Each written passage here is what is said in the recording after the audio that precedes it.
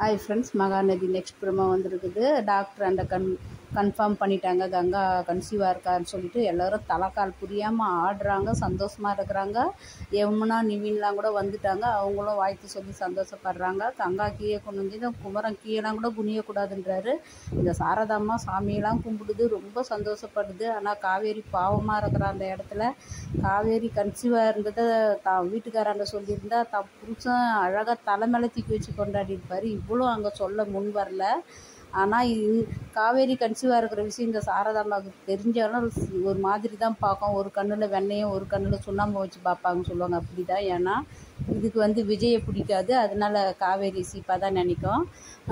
ஒரு red colour சுமோவில் விஜயும் காவேரியும் night shoot பண்ணுறாங்க. அதில் போகிற போல் காட்டுறாங்க. சீக்கிரமாக விஜய்க்கு தெரிஞ்சு எங்கள் காவேரி உங்கள் வீட்டுக்கு கூட்டிகிட்டு போங்க, இல்லைன்னா பாவம் ஆவா, இதோட கங்கா வேலை செய்ய மாட்டா, நீ தான் செய்யணுன்றாங்க. இதை நிவின் பாவமாக பார்க்குறாரு. கான்ட்ராக்ட் விஷயத்த சொல்லி பிரித்த நிவின் இப்போ கன்சீவ் விஷயத்த சொல்லி சீக்கிரம் விஜயும் காவேரியும் சேர்த்து வைங்க, நீங்களாச்சும் உதவியாக இருங்க. பாய் பாய் எபிசோடில் பார்க்கலாம்.